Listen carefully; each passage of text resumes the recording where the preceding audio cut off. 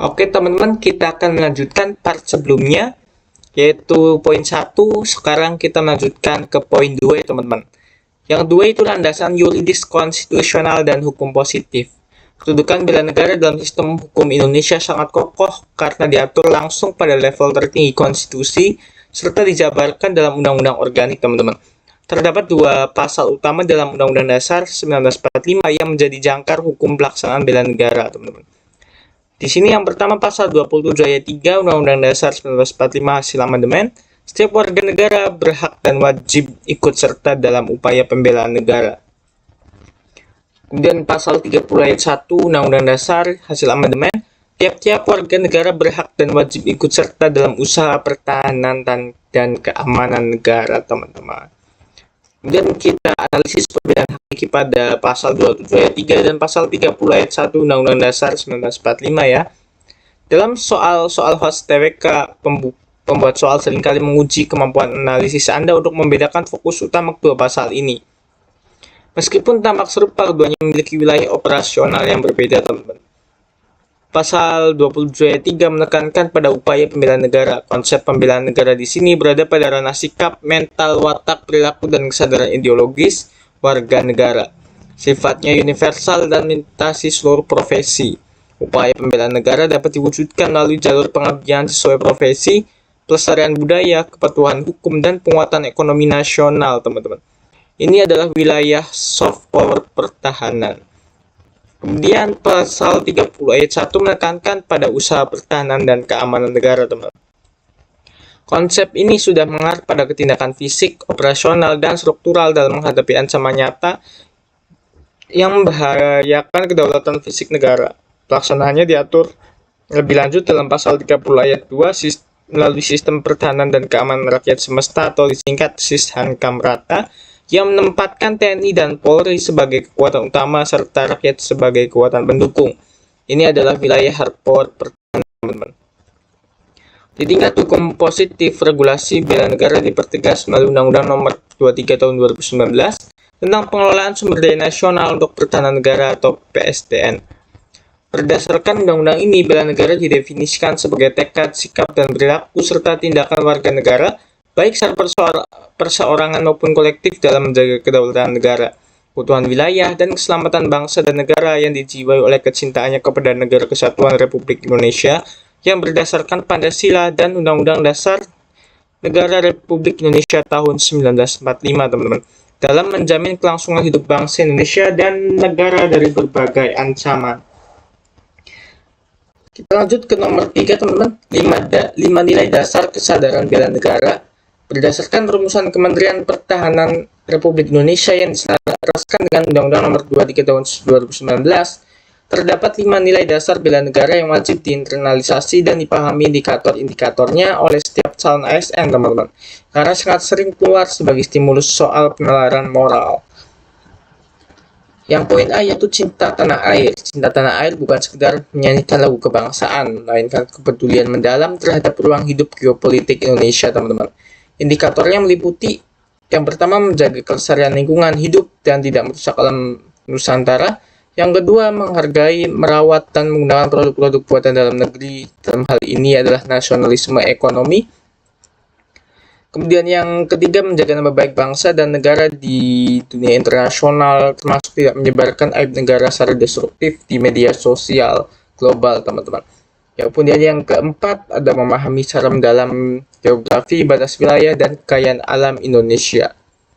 Kemudian kita masuk ke poin B, kesadaran berbangsa dan bernegara. Kesadaran ini menuntut individu untuk menempatkan kepentingan nasional di atas kepentingan pribadi, kelompok, atau golongan. Indikatornya meliputi yang pertama itu berpartisipasi aktif dalam menyukseskan pesta demokrasi. Dalam hal ini adalah pemilu atau pilkada secara damai dan menolak golput sebagai bentuk tanggung jawab politik.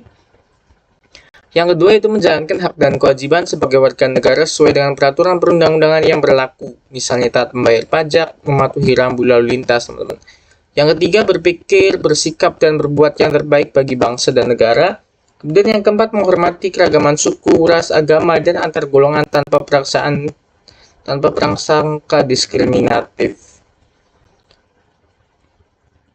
Yang C, setia pada Pancasila sebagai ideologi negara.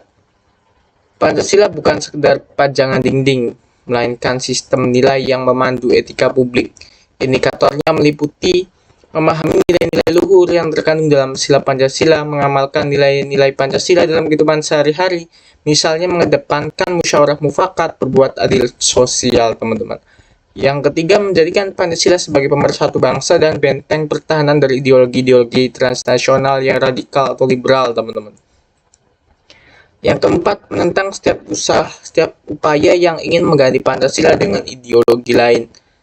Kemudian kita masuk ke poin yang D, teman-teman, rela berkorban untuk bangsa dan negara. Nilai ini menuntut kerelaan waktu, tenaga, pikiran, bahkan harta benda demi kemaslahatan umum jika negara membutuhkan. Indikatornya meliputi yang pertama itu bersedia mengorbankan waktu dan kepentingan pribadi demi menolong sesama warga negara yang mengalami musibah atau bencana alam. Kemudian mendahulukan kepentingan bangsa dan negara di atas kepentingan pribadi atau golongan, teman-teman. Misalnya bersedia ditugaskan di daerah terpencil demi pelayanan publik. Yang ketiga, berpartisipasi aktif dalam kegiatan permasyarakatan seperti kerja bakti dan siskamling. Yang keempat, membela bangsa dan negara dari berbagai ancaman penyebaran hoax, pembobolan data nasional.